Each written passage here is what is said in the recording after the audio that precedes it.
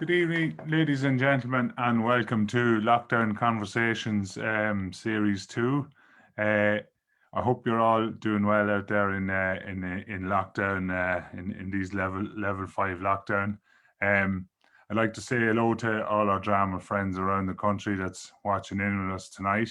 I hope you're keeping safe and I hope you're keeping well, and hopefully we will get out of this lockdown situation in the not too distant future. Folks, you know the general thing that we do every week. We appreciate your comment from no matter what drama group you're from, what festival you're from, what part of the country you're from. Pop into the comments below and just let us know where you're from and how you're getting on. Okay, tonight it gives me great pleasure to welcome the chairperson of the DLI, the Drama League of Ireland, onto our lockdown conversations. Joanne, Keane, you're very welcome. Thank you very much, Paddy, and thanks for having me. It's great to have you, Joanne. In these very, very strange times, it's a little something that we're doing here to try and keep in touch with our drama audience. Usually we would have met at one act and we'd be getting ready to meet at the three acts up and coming in the next few weeks. But strange times for drama people all over Ireland. Yeah, missing it terribly. Yeah, so Joanne, to start, I suppose, our conversation the same way as I start with everyone else, how did Joanne find amateur drama, or how did amateur drama find Joanne? Well, so for me, it probably started at a very young age. I've always loved stories and loved reading, and my dad was a great storyteller. So every night with myself and my sister, he would tell us stories. There were two pictures on the wall, a boy and a girl, and they were the main characters, and they had great adventures. Or even going for a walk up the farm, we would hear lots of stories. Um, in the local area, then I grew up in Knocknagoshel in County Kerry, and my next door neighbours there, the O'Connors, John B's wife, Mary O'Connor, came from that, Mary the shop. So we grew up hearing about John B and playwriting, and it seemed like something that I would really like to do and be involved in. My dad was involved in plays as well. I remember him talking about doing one called The Monkey's Paw.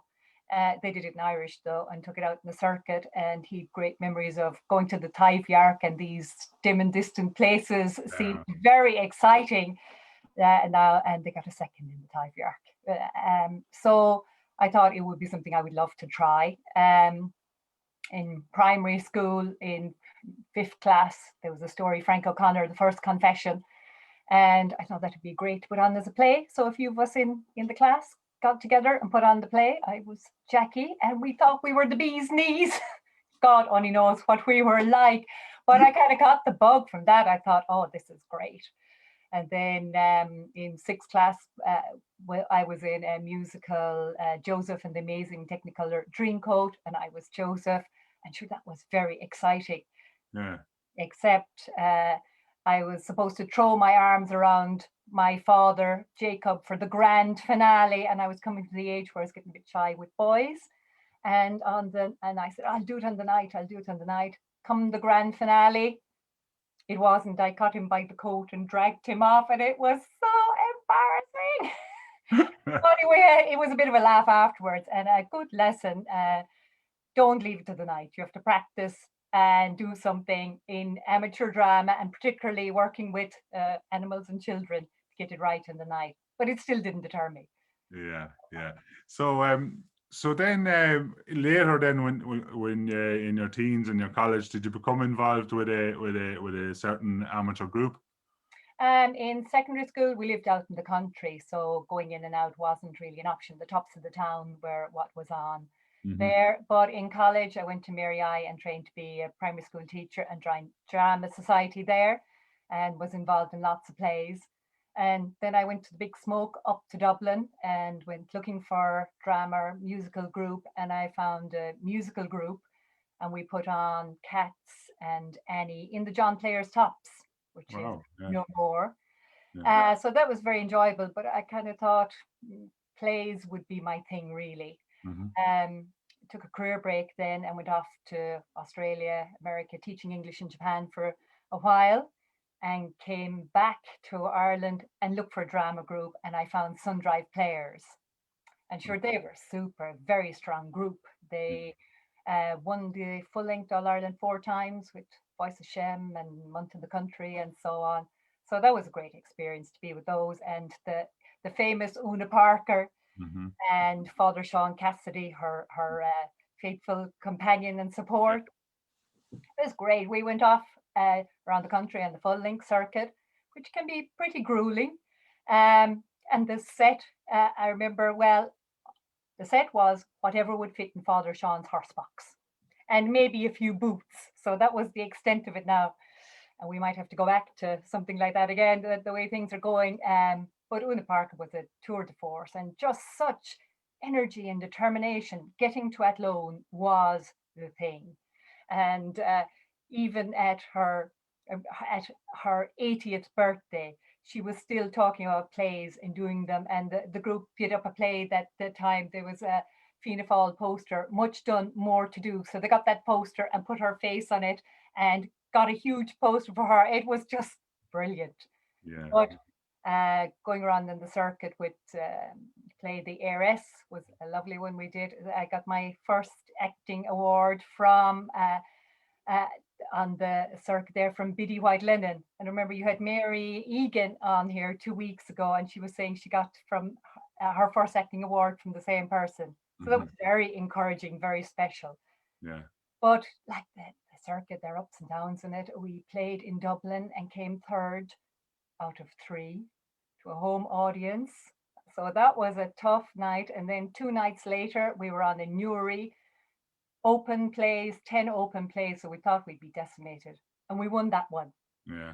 But like that was good to, well, to kind of experience early on. It kind of Mhm. shows it's a bit of a lottery. I'm sure the play hadn't changed that much in 2 nights. But you just have to take the rough with the smooth. Yeah. So Yeah. that was really good. Um, Sundrive did the fulling circuit and a comedy play as a fundraiser. Huge commitment with full length.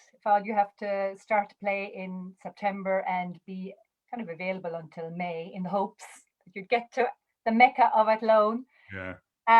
So a few years that I thought I'd like to try some, there are a load of drama groups in Dublin, and that I'd like to check out, see what else was going on there. And I went along to the open night of Bellally Players drama group, and it was great. Huge drama group, and they put on about 6 productions a year, um, fulling plays in Dublin itself. So those are traveling one act plays, a lovely Christmas show, Christmas at Airfield as it was, Christmas Mhm. Marley then with sketches, kind of an old fashioned piece. Summer Shakespeare, wanton optimism, putting Yeah. on Shakespeare outdoor in this Yeah. country. But In it, Ireland. it yeah, and Plan B wasn't kind of too sheltered, but but brilliant memories from it. So I found my drama family there, and I've been with Bellally Players a long time, lots of roles in plays. I've been on the committee, I've been chair twice, and just great uh, adventures, experiences, being in plays, and say one of the earlier ones that I was in was Comedy of Errors, and who was in it only Baz Ashmawi. Yeah. Yeah. Baz got his start in Bellally Players, Yeah. and it's brilliant to see him doing so well now. That was his DIY, SOS DIY was fabulous idea. Yeah, I seen him on with Tommy Terran there a few weeks ago. He was Yeah, excellent, really, really good. And he mentioned actually the amateur drama. Um, uh, while in Bellally, you had several parts in several plays, but uh, as a group and as a committee, you've hosted the All Ireland there in the Mill on we did occasion as well. Yeah, two times, 2010 in the snow. the big snow. Yeah, Oh, that was touch and go. I was festival secretary at the time, and I had the lovely job of phoning the groups around. Are you coming? yeah, yeah, yeah. And like then, like that that was kind of hard because I thought we really want them to come. We really want the festival to happen, but you don't want anyone to put their lives in danger Yeah, for this, yeah. you know. But to our surprise, they all decided to come. Now there were one or two complaints, and um, would we come and dig them out? So we said, hopefully it won't come to that. We just advised them to come the night before and get somewhere to stay and not to travel late at night or early in the morning. Mhm. And it went. So Yeah. the one in 2016 then kind of was, we thought that would be a good year with all the celebrations in 2016. Mhm. That was a cakewalk, comparatively speaking. Yeah, yeah. Well, Much you had the more weather on enjoyable your than most. side with No, the big stuff. people got in and out. Yeah, grand. Yeah, yeah, and it was a massive success. It was at the one in 2016. It was a fantastic, fantastic weekend. Very enjoyable with a great crowd. Yeah. So now you hold the role as chairperson of the DLI. When did you become involved in the DLI? I know you've been involved for a number of years. Yeah. About 11 years ago now, I joined the DLI, so I'm on a good while. I each group, each member group can nominate two delegates to go to convention. So Mhm. one year I was the Lally Players delegate, went off, thought, okay, we'll see what the DLI does. And like I'd been in plays and all that, but didn't know an awful lot about the stuff, the background and what they did. And I was amazed at the amount of background work and the committee and what they put into it. I'd known about summer school and the magazine, but the what the extent of what's done in the mill in the advisory service. Valerie McGuile is there, and what she does, the insurance scheme, the workshops that go on around the country, nominating body for the Senate. So Mhm. actually, Malcolm Byrne we'd nominated him, and delighted to see he was successful. But I thought I wouldn't mind finding out a bit more about it. And the chair at the time was Lauren Harnett. So I spoke to him and about how to get involved in it. And I was seconded onto the board and had lots of roles. So I thought I'd be able to sit back and enjoy and, feel the water for a while. Not at all. I got a job straight away. So compliance officer, and then I was the national secretary for a few years, magazine editor, vice chair, and then the chair. So you're in your second year as chairperson. Yeah. Yeah, So and a tough year it is too to be a leader in an organisation. Going back there just a little bit, we were talking about all the things that the DLI have in their organisation. So if you don't mind, maybe we'll touch on a few. The library, for example, is a fantastic asset. it is. I mean, we have a small space, but we have a lot of books packed into it. People can go in person when it's safe to do so and borrow books, or what Valerie has been doing. Groups and individuals have requested books. And when she has started to go back into the office now on the Tuesday once a week, and she posts out scripts to members, and then they borrow them for a while and post them back. And now there are more plays coming online, like authors submitting theirs in PDF, so they're kind of easy enough to email out to groups. We'll probably come to that later on, the new writing competition with the plays there. But like particularly now, before I suppose people would have been precious about sending their work in PDF. Mhm. In terms of if people put on the play and licensing, there's a kind of a commission that people pay to kind of fund it, Yeah, the plays. But it is worked out brilliantly in these times. It's the way to go. It's great. very handy. And to find the list of plays in the library, they're on your website, aren't they? DLI. There, yeah. You Yeah, can search by author and so on. great. So yeah, and And and and email or phone Valerie with any queries for any books. And if there are plays that people want, they can email requests, and then each year the library is updated and you kind of new plays. So yeah, by all means, if people give ideas of what they would like, we'd only be delighted. It's a good way to know what would be popular, what would people like. yeah, yeah. Also to an envelope I love to get in through the door is the magazine. Yeah, what would you like to know, Paddy? Yeah, no, but it's an Oh, envelope I like to get. The magazine. okay. It's a you do it quarterly in general when it's up and running, isn't that right? Yeah, and like as the year, we used to do four, and then it went on to two, and last year we had one, Yeah, because there weren't festivals to report on, and I suppose this year we'll probably have just the one. yeah, It's a very nice thing. Like I like having them myself. I have all the DLI magazines that I ever got, just as a record of what's going on in the country in amateur drama. So it was there was a lot of pressure coming up to the deadline being the editor, but it was great going off hunting for stories, and you look at things in a different light, like say plays, and okay, what would be a nice cover? And I have to yeah, say, like one of my favorites was the play about the baby, Ashley O'Neill and Jimmy Murphy in their play. They made a beautiful cover and the most romantic proposal ever on the play of the Abbey. Like yeah, it's just nice to mark these occasions, yeah. and we usually try to have people who are involved in amateur drama on the covers. You Hmm. know, so Hmm. Um, One thing that's really special about the DLI is that you run the summer school every year in UL. yeah, that's we last year would have been the 55th summer school. And then the last for a good number of years now, it's been in UL. And it's a great way for the drama community to get together, hire professional tutors, and they've been some fabulous courses over the years. And we'd mainly acting and directing, but we've had some in writing, some on masterclass on clowning, mime, very, if there's a lot of call for a particular thing, we try and include that, the Mhm. set building and so on to touch on it. But it's a full on week. you, you have to pace yourself. The classes start early and go on late, and then there is a short bit of downtime and out at night to the stables. There is a full social program that goes on, and hopefully we'll get back to that again. So as you know, last summer it couldn't go ahead. We kind of held out to the last minute, but had to call it.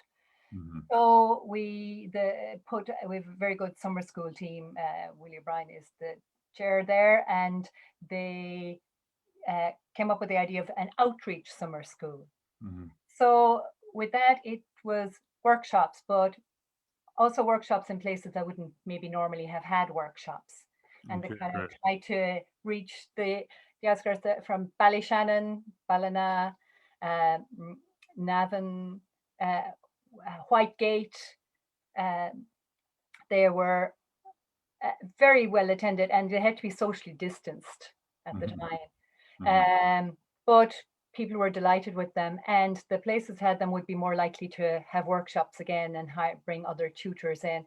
We had one online Zoom organized by John Lennon, a new DLI member who's Mhm. doing great work.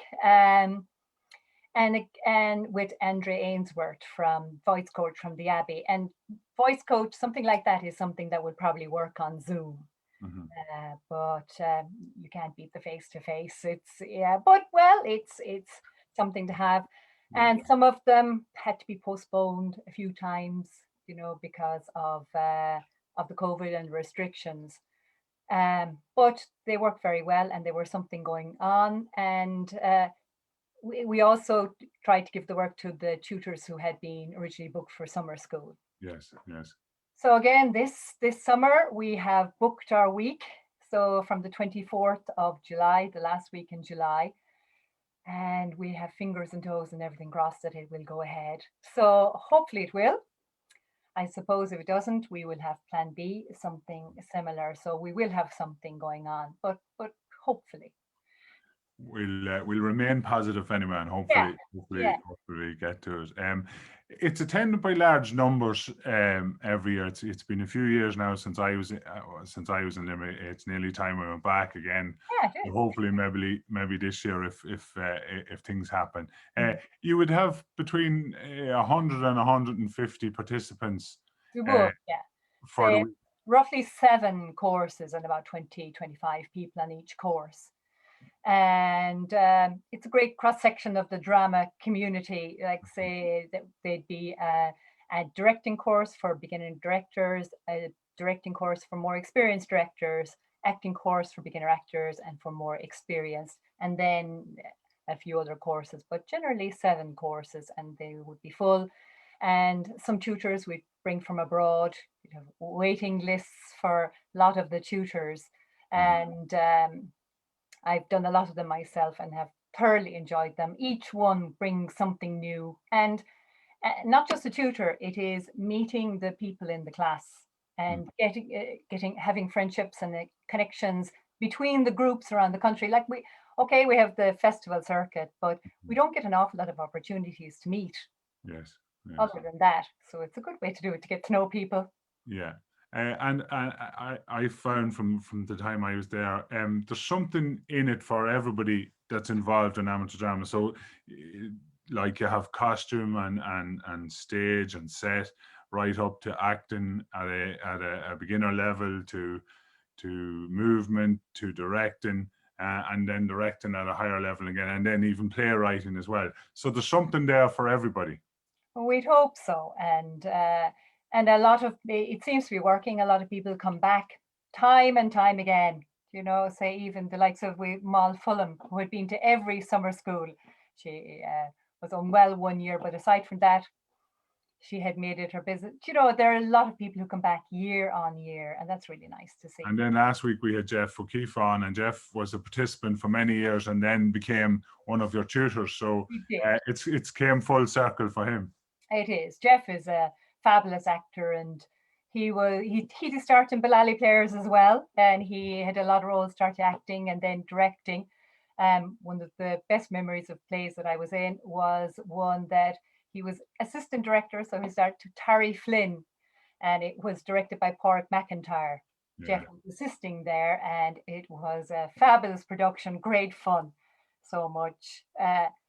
So many memories from that. And then Jeff went on to direct more, and as you know, won the All Ireland with Riders to the Sea, and Mhm. he was in Melody. They Ballali won the All Ireland with that as well, and got great mileage out of that. Took it off abroad, went to Monaco, and had a fabulous festival there and the ball. So got Mhm. great mileage out of it. So Jeff is and he's very approachable, very good mannered, very down to earth. Yeah. Uh, and I don't want to name names of the tutors Yeah, really, but but he's a big advocate of summer school. He was saying that was last week. Another lovely thing about summer school is it's not all about groups that are on the circuit. You know, it entails all of groups maybe that just do home shows, groups maybe that some people have musical background and want to do something more in acting or yeah. stuff like that. So it caters for all the groups. No, it does. And then like sometimes in our conversation, because the circuit is such a big thing and it's so Mhm. intensive and they're so involved, you can you need to remember, like all the other, there is a huge amount of drama, a huge amount of groups that don't go on the circuit at all, that like to play locally, don't want to go in for the competitive element. And there are a lot of those who come to summer school as well to hone their skills and represent the group, and say they're going back to bring what they have learned to the drama group, which is a brilliant spirit, Mhm. you know. And then sometimes you'd have a number from a group, they're doing a particular play and um, want to beef up on a particular aspect of it. Some individuals, some people who don't go in plays at all come to summer school. They just like the training of it and the social aspect of it. Yeah. So whoever would like to come for theatre training is very welcome.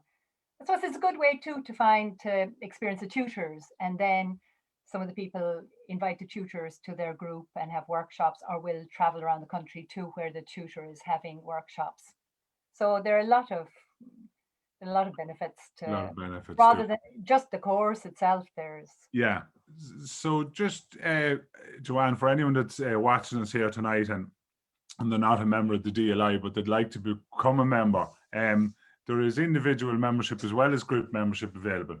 there is individual membership is €35, uh, and a group membership is 120. Um, We were going to put it up there last year, but we won't. And we just really appreciate the support of groups from around the country. Mhm. It's even this year now, a lot have come in, and it helps the office keep the office going. Mhm. So who knows what the rest of the year, we're hopeful, but it is uh, allows groups to buy into the insurance scheme. There's a very good Mhm. group insurance scheme, which was getting more and more necessary with insurance claims, um, and the magazine and support, and they get a discount in summer school and kind of access to the office and the library and so on. Yeah. So yeah, your own group Still Players have been very good members. Yeah, yeah. So you can become a member by looking at or checking out the website That's dli.ie. probably the easiest way. It's just a matter Yeah. of people can pay online, or Mm, they can send a check to the office as well mm, if they want to do it the old-fashioned way. But just if people make sure to put, if they're doing a transfer, to make sure they put their name on it, yeah. because it can be a bit of a detective work to find out. Yeah. It's really people just put it in from their own side, and the money might appear and like, who's that from? Yeah. So to get credit for it, they might, yeah, just to put in the details. Yeah. So loads of advantages of being members. Um, this year, because of probably the situation we were in, the ADCI DLI, which you were chairperson of, you've just finished your role there. A massive playwriting competition, Joanne, a major success. That was great. Like it was very disappointing last year that the one act circuit couldn't go ahead. We were looking forward to a great finals in Ennis, would have been mighty. Um, but the ADCI joint committee has 6 from the board of the Drama League of Ireland and 6 from the board of ADCI, as you know, and then oversee the one act circuit. So I mean, there were still a lot of meetings, but what could be done? The 3 previous years, we'd held the playwriting competition with the idea of getting new material for the one act circuit. Now, there was criteria that the play had to be on the one act circuit, Mhm. but it would be judged solely on the writing. So a lovely idea. Walker Ewart kind of championed that. We were looking to get new writing, and a, a adjudicating committee with Walker as chair and a representative from DLI and a representative from ADCI judged the plays each year, and they'd be a first, second, and third with a prize of a lovely prize of a week in the Tyrone Guthrie Centre in Anamacarig, which is supposed to be a fabulous retreat for writers. Mhm. This year, then, we were saying, will we go ahead or will we not go ahead? But we decided at least people could write in lockdown, and took away the criteria that had to be being acted or anything like that. And we were blown away by the amount of entries. I'm sure the adjudicating panel of Walker and McAterian and Trisha Keane from Ballyshannon replaced Sean Corcoran, who'd been on for the 3 previous years. I'd say they got more than the bargain for this year. But they were fabulous. They read all the plays and assessed them and put them in order and gave feedback on each of the plays to the writers. Mhm. And Walker offered to work with the playwrights to bring them up to performance level if they weren't. But it came back that the standard of plays was super. So it ended up with a first, second, third, and 5 highly commended plays. And the play that won is A Safe Passage by Irene Callagher. Lovely play, set in a lighthouse. And Centipede by Frank Houlihan was second, and Champions by Peter Trant was third. And the highly commended plays Niall Hunter, Dermot McGuinness, Catherine McKiernan, Sarah McKenna Dunn, and Frida Donoghue. So congratulations to all of them on their writing and to all of the entries. So we had planned to have, like usually, the winner is announced and the 2 runners up at the All Ireland finals. We couldn't do that, so we thought we will meet in the Mill Theatre and have a presentation ceremony. Mhm. And then lockdown came, and we couldn't even go 5 kilometers. So in a very short space of time, I think it was 10 days, we we decided we'd have an online version of it, a bit like an Oscars, and kind of do as best we could to honor the writing and that. But it turned out to be very popular with the writers and so on, that it was something positive at the end of the year, in a year where nothing else was going on. So we ran it in December. We're not the most techie. The acting is kind of more a forte. We got great help from Pater Kenny. Ollie Kenny is the secretary of the Six and Six, and he coordinated the whole thing. We had a lovely introduction by Jim Culleton, who is director of Fishamble, and they're known advocates for new writing. He spoke very well, so it's a great honour to have him on. Walker spoke about plays. I chaired it, and Aidan Reedy, from president of ADCI, and Ollie Kenny spoke on the plays, and we had Irene Kelleher, the winner, as well. So it was a high point, really, and great way to celebrate the writing. And it was really encouraging to have so many people. And I suppose a lot of people dusted off their scripts that they had kind of sitting in attics, or that this was an ideal time. So we hope that people would continue to write like that, so that there's lots of material from that, but that they would keep going. And when we get back in business, that there'd be lots more plays. Yeah, the plays will be available hopefully through the library. Is that the intention of the DLI? So for the top 8 who were recommended, we offered to act as agent if they would like. So Irene is going to do her own thing. She's going to tour the country with her play. She has Shims O'Rourke going to be in it now, so we'll have to go and see that one. And Sarah McKenna Dunn is going to link in with in Galway, I think, with a Druid over there. And the others that I mentioned, their plays are available in PDF from the DLI library. So if people email office@dli.ie, they can have a read of the plays and maybe a mull over, see what would grab their fancy, if they'd be material they'd like to work with. We have plans as well that if funding come through, we're linking in with the Arts Council. As you know, an ADCI-led delegation went to Josepha Madigan, Department of Arts, Culture and the Gaeltacht, to see about getting funding for amateur drama. And in budget 2020, the sum of 250,000 was kind of earmarked. But that nothing happened. So Brenda McGowan from ADCI, Ollie Kenny from DLI, and representation from Ames are meeting together to see how the funding can be used for amateur drama. And that would be one of the plans, that for the playwriting competition, work with professional tutors and maybe bring some of those to performance level, film them. We'll see what can be done with it, what comes. And a few other plans in the pipeline as well. Yeah, sure, that would be great, but we'll wait and see. So moving into the future, Joanne, we'd be hopeful that maybe we will get to run our one act. It would be great. I'd be cautiously optimistic. We had the ADCI DLI Joint Committee meeting on Sunday. We were hopeful that it will go ahead and get to have the finals in Ennis.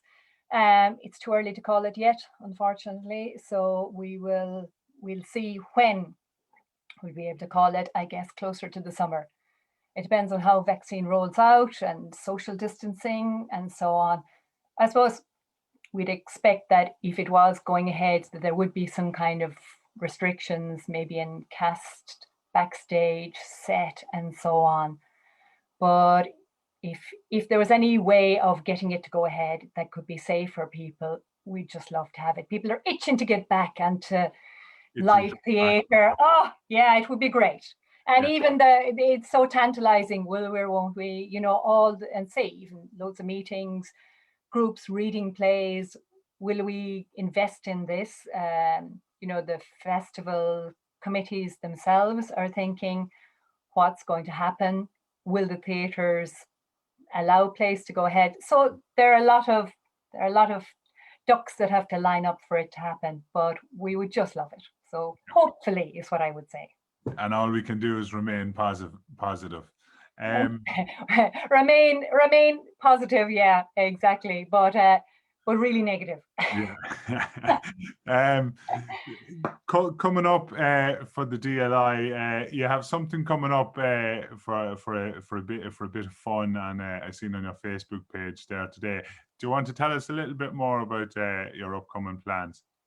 A few things. I'm not sure which one you mean, but for the summer school committee, I've just come up with an idea of little video clips, 5-minute video clip that people would send in by Paddy's Day. And there's a prize of €100 off summer school, which of course, hopefully will go ahead. But that would be fun. And if people are doing it, to make sure to have take it on their phone, landscape, and to check the quality of that. But it's a nice way that people can be involved and have something going on and have thoughts for what they might like to do in the future themselves. There is another workshop, Jimmy Murphy.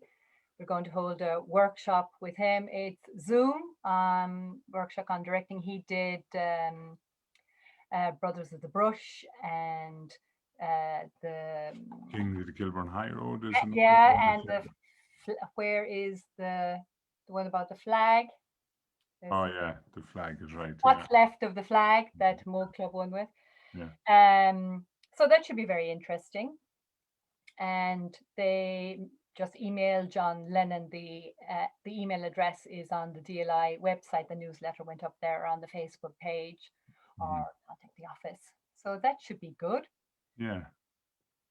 Well, Joanne, thanks to you and all the fellow committee in the DLI for all the work you do for us drama enthusiasts throughout the country, keeping us all in check with workshops and library and the magazine and everything else that you do for us, folks. If you're not a member of the DLI, Joanne it tells us you can become a member for €35. So jump on the page, and this year maybe more than ever, they need the support and the help. Joanne, thank you very much for coming on to Lockdown Conversations. It's been great to have you, and hopefully we will get to meet up later on in the year at the One Act somewhere around the country. Brilliant. Before I go, I'd just like to say the very best luck to Maureen Broderick, who is the new chair of the Joint Committee, to wish her the very best. There's a lot of wisdom on the Joint Committee, so hopefully they will be able to come up with ideas of, and ADCI have ideas themselves about running festivals and local adjudicators. So I just encourage groups around the country to do something, read plays, put on plays by Zoom, rehearsed readings and so on. So keep her lit, keep it going. We will be back, and stay positive. Keep the flag flying. Keep the flag flying. Thank you very much, Joanne. Folks, that's all from Lockdown Conversations for this week. Next week we have Lisleigh Man, a member of Lisleigh Drama Festival, a member of Lisleigh Dramatic Players, and now the new chairperson of Arts Council Northern Ireland, Liam Hannaway, is going to be on with us next weekend for the chat of how he became involved in amateur theatre and all that goes along with the Lisleigh Drama Festival up there in South Armagh. So join us next week for Lockdown Conversations. Right, folks, that's it. That was Joanne Keane. I'm Paddy Farley, and thank you very much for joining us on Lockdown Conversations Series 2. Thank you and good night.